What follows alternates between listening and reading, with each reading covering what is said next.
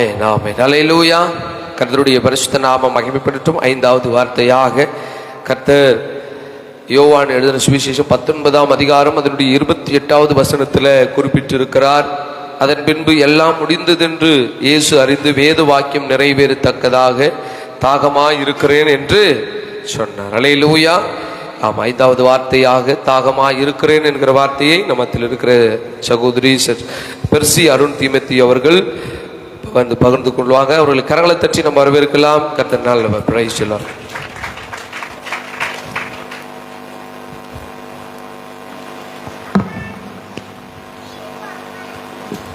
ஒரு விசையாய் தலைகளை தாழ்த்தி நம் ஜெபிப்போம். அன்பின் ஆண்டவரே, இந்த நாளை எங்களுக்கு தந்தபடியால் நன்றி அப்பா. இதோ தகப்பனே, நான் களிமண்ணாய் இருக்கிறேன் ராஜா. அப்பா, இந்த களிமண்ணை நீர் வணைந்து அப்பா இந்த இடத்திலே அப்பா நீர் பேச எனக்கு அப்பா நீர் ஞானத்தை அருளவேனமாய் செபிக்கிறேன் ஆண்டவரே. நீரே பொறுப்பேற்று கொள்ளுங்க, வழி நடத்துங்க, ஆசீர்வதிங்க. துதிகன மகிமை எல்லாவற்றையும் வெள்ளிக் கொள்கிறோம் ஜீவனுள்ள நல்ல தந்தையே, ஆமென். கர்த்தருடைய பரிசுத்த நாமத்துக்கு ஸ்தோத்திரம். கர்த்தர் இந்த நாளிலே இந்த அடியாலை இந்த இடத்துல நிறுத்தின மேலான கிருபைக்காக கர்த்தருக்கு முதலாவது நான் நன்றிகளை ஸ்தோத்திரத்தை ஏறெடுக்கிறேன். இரண்டாவதாக சபை ஆயர் அவர்களுக்கு நான் நன்றியை தெரிவித்துக் கொள்கிறேன். சபை மக்களாகிய உங்களுக்கும் என்னுடைய மனமார்ந்த ஸ்தோத்திரத்தை நன்றிகளையும் தெரிவித்துக் கொள்கிறேன். எடுத்தவர்கள் வாசியுங்கள். யோவான் 19:28.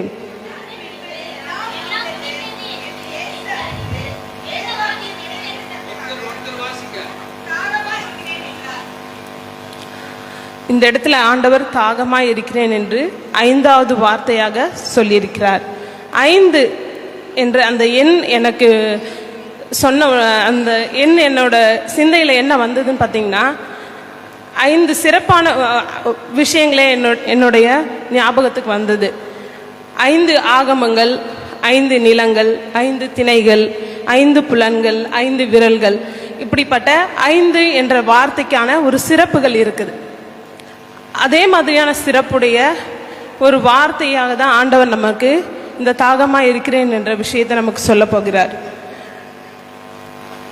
இப்போ தாகம்ன்ற பார்த்தீங்கன்னா வேத வசனத்தின்படி 2 விதமான தாகம் இருக்கிறது. இப்போ எல்லாரும் நீங்கள் என்ன குடிச்சிங்க? எதுக்கு குடிச்சிங்க? தாகத்துக்கு தான் குடிச்சிங்க. அப்போ இந்த தாகம் எந்த தாகத்தை குறிக்கிறது? சரீர தாகம், மாம்சத்துக்குரியதான ஒரு தாகம் நமக்குள்ள ஏற்படுது. அந்த மாம்சத்துக்குரியதான தாகம் ஏற்படுறதுக்கு நமக்கு ஐயா என்ன பண்ணாரு? ஒரு மோர் ஆயத்தம் பண்ணி நமக்கு கொடுத்தார். அப்போ இது மாதிரி சரீர பிரகமான தாகம் பல விதங்கள்ல நமக்கு ஏற்படும். இப்போ ஆண்டவருக்கு அந்த இடத்துல கல்வாரி சிலுவையில் அவர் இருக்கும்போது அவ்விதமான தாகம் ஏற்பட்டதுன்னு நீங்க எல்லாரும் நினைக்கிறீங்களா? இல்லை, அவருக்கு இன்னொரு தாகம். அப்போ 2 விதமான தாகம் இல்லை.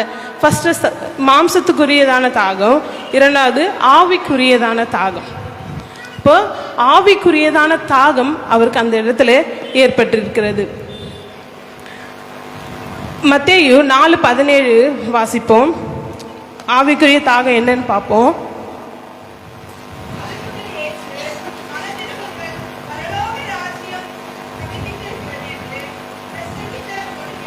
இந்த இடத்துல ஆண்டவர் பிரசங்கம் பண்ண தொடங்கியிருக்கிறார். அவர் இந்த உலகத்துக்கு வந்து நம்ம மீட்டெடுக்கும் பொருளாக அவர் ஃபர்ஸ்ட் முறையாக என்ன பண்ணுறாரு? பிரசங்கிக்க தொடங்குறாரு. இந்த இடத்துல தான் அவர் அப்போ பிரசங்கிக்க தொடங்கும் போது பரலோக ராஜ்யம் சபியமாய் இருக்கிறது என்று பிரசங்கிக்க தொடங்கிறான். அப்போ இந்த இடத்துல அவருடைய தாகம் என்னன்னு பார்த்தீங்கன்னா, தேவ ராஜ்யத்தின் சுவிசேஷத்தை அறிவிக்கிறதான தாகம் அவருக்குள்ள ஏற்பட்டிருக்கிறது. அந்த தாகத்தை நம்ம நிறைவேற்றிடுமா, நம்ம மக்கள் எல்லாரும் மனம் திரும்பிட்டாங்களா அப்படின்ற அந்த தாகம் அவருக்குள்ள அந்த நேரத்தில் ஏற்பட்டது நிமித்தமாக ஆண்டவர் அந்த தாகத்தை குறித்து அந்த இடத்துல சொல்றாரு. இது ஆண்டவர் வர்றதுக்கு முன்பாகவே அநேக தீர்க்க தரிசிகள் இந்த சுவிசேஷத்தை குறித்து சொல்லியிருக்கிறாங்க. அது மத்தேயு 3:1-3 வாசிங்க.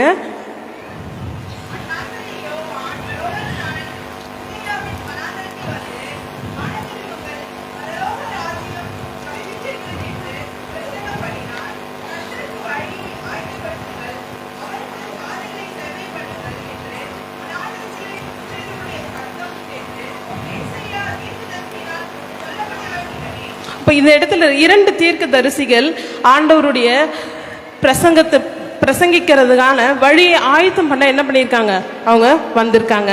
அப்போ அந்த இடத்துலையும் மனந்திருமுகள் பரலோக ராஜ்யம் சமீபமாக இருக்கிறது என்று பிரசங்கிக்க தொடங்கினார். இப்போ ஆண்டவருக்கு முன்பதாகவே இந்த வார்த்தை என்ன வந்தது, நிறைவேறப்பட்டுச்சு. அநேக தீர்க்கதரிசிகள் இந்த வார்த்தை குறித்து பழைய ஏற்பாட்டிலையும் சரி புதிய ஏற்பாட்டிலையும் நமக்கு சொல்லியிருக்காங்க.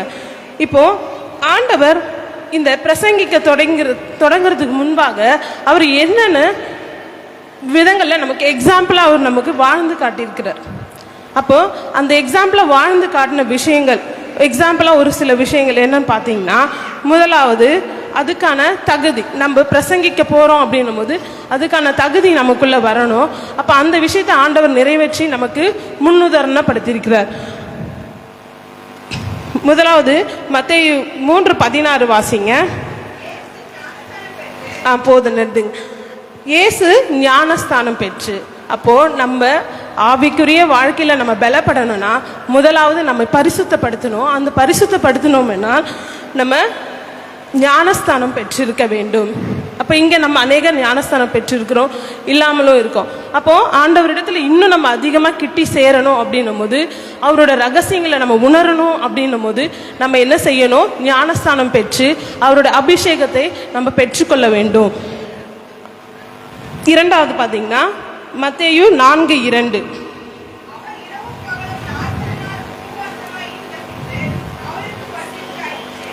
இப்போ இந்த இடத்துல பார்த்தீங்கன்னா இரவும் பகலும் 40 நாள் உபவாசமாக இருந்தார். இப்போ உபவாசம் என்பது பார்த்தீங்கன்னா நம்ம பிசாசானவனை நம்ம ஜெயிக்கிறதுக்கான ஒரு பலன் சொல்லலாம்.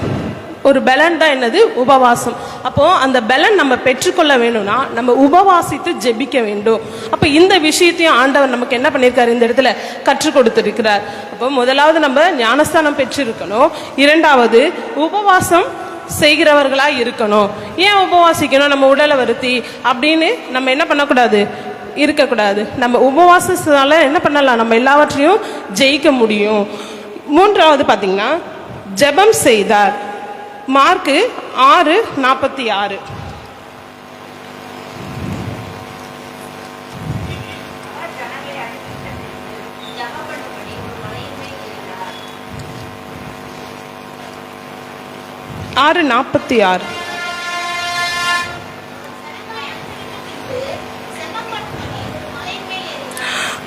அப்போ ஆண்டவர் என்ன பண்றாரு, ஒரு சில விஷயங்களை நம்ம அப்படின்ற அந்த ஒரு விஷயத்தை நம்ம அவர்களுக்கு கற்றுக் கொடுக்க வேண்டும். இப்போ இந்த 3 காரியங்களை நமக்கு ஆண்டவர் முன்பதாக ஒரு தேவராஜ்யத்தின் சுவிசேஷத்தை நம்ம அறிவிக்கணும்னா இந்த 3 விதமான காரியங்கள் நம்மளோட வாழ்க்கையில இருக்கணும். அந்த ஜெபத்துல பாத்தீங்கன்னா ஆண்டவர் சொல்லியிருக்கார் மத்தேயு 6:6,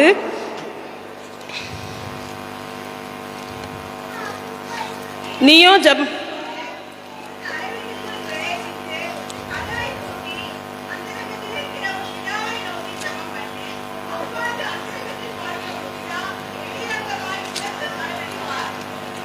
இப்போ ஜெபம் பண்ணும்போது உன் அறை வீட்டுக்குள் பிரவேசித்து. இப்போ அறை வீடுன்னும் போது 2 வகையா இருக்கு.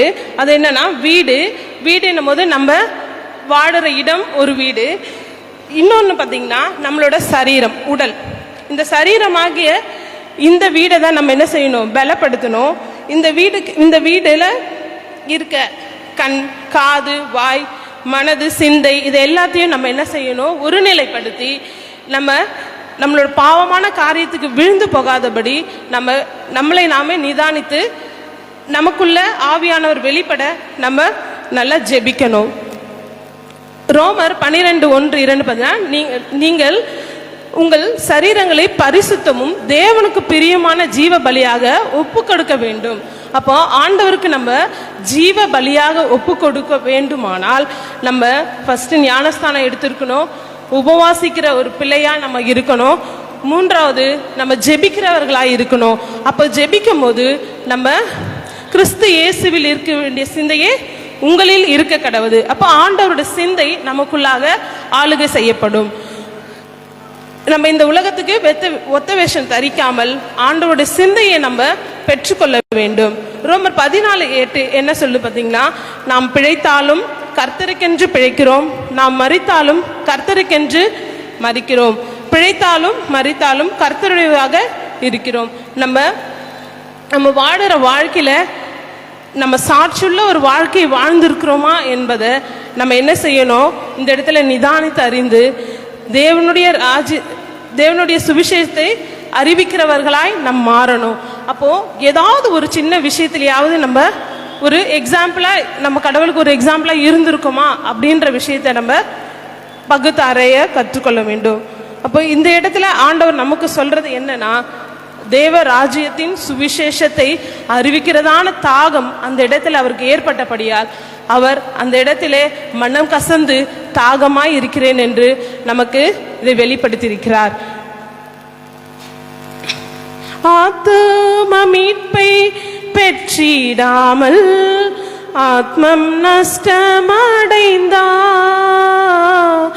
ஆத்தும மீட்பை பெற்றிடாமல் ஆத்மம் நஷ்டமடைந்தா, லோக முழுவதும் ஆதாயமாக்கியும் லாபம் ஒன்றும் இல்லையே, லோக முழுவதும் ஆதாயமாக்கியும் லாபம் ஒன்றும் இல்லையே, சிலுவை சுமந்த உருவம் சிந்தின ரத்தம் புரண்டோடுதே, நதி போலவே பாய்கின்றதே, நம்பி இயேசு வண்டை வா, நம்பி இயேசு வண்டை வா. நம்ம எல்லாரும் இந்த கடைசி காலத்துல இருக்கிறத நம்ம நினைச்சு ஆண்டவரிடத்துல நம்ம தாகமாய், அவர் எப்படி தாகத்தோடு இருக்கிறாரோ அதே அந்த ஆவிக்குரிய தாகத்தோட நம்ம வாழ்க்கையை வாழ்ந்து அவரிடத்துல போகிறதற்கு நம்ம ஆயத்தப்படுவோம். கர்த்தர் வருகிறார் என்பதே. ஆமேன். அல்லேலூயா, அல்லேலூயா. கர்த்தருடைய பரிசுத்த நாமம் மகிமைப்படட்டும். ஒரு ஆமென் சொல்லுங்களை பார்க்கலாம். இந்த எடுத்த வசனத்தையே, அருமையான சகோதரி சொன்ன வசனத்தையே வாசிங்க. யோவான் 19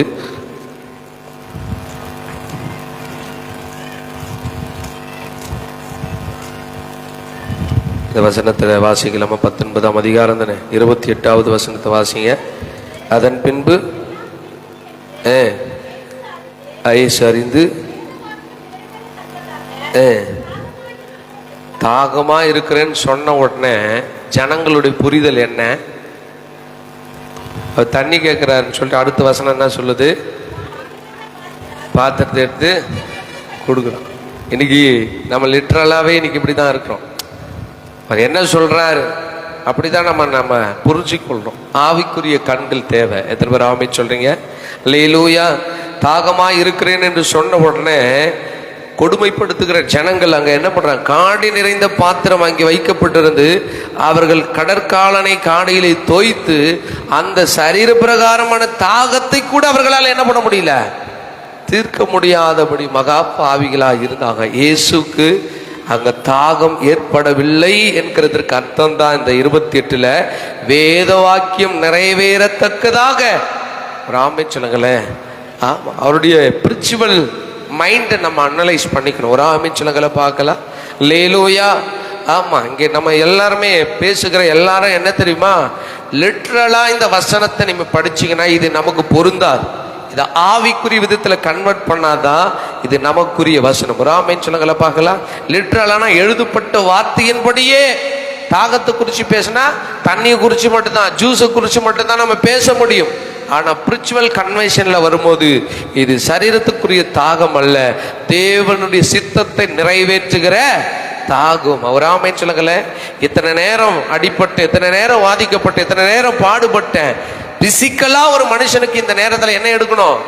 தாகம் எடுக்கணும். ஆனாலும் கூட வார்த்தை சொல்லுகிறது வேத வாக்கியம் நிறைவேறத்தக்கதாக மட்டும்தான்.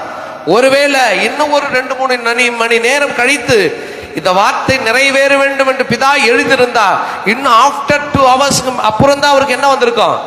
தாகம் வந்திருக்கும். எல்லாமே காட்ஸ் பிளான். ஆமென் சொல்லுங்களேன். உங்க வாழ்க்கையில நடக்கிறது கர்த்தருடைய திட்டம். உங்க வாழ்க்கையில நடக்கிற ஒவ்வொரு கிரியையும் கர்த்தர் அனுமதிக்கிறது. ஒரு ஆமென் சொல்லுங்களேன். இதற்கு பூரணமாய் அர்ப்பணித்த இயேசுவினுடைய அனுபவம் நமக்கு வந்துவிட வேண்டும். ஒரு ஆமென்.